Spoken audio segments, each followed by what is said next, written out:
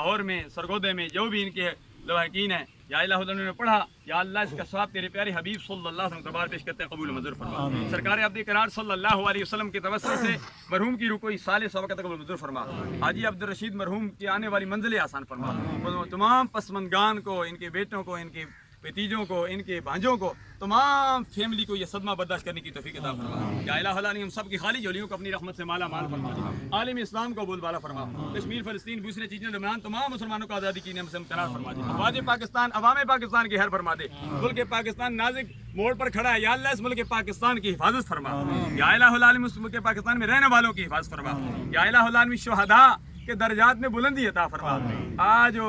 نائب صوبیدار ملک احمد خان شہید اوان کی چیلم کی محفل ہے جو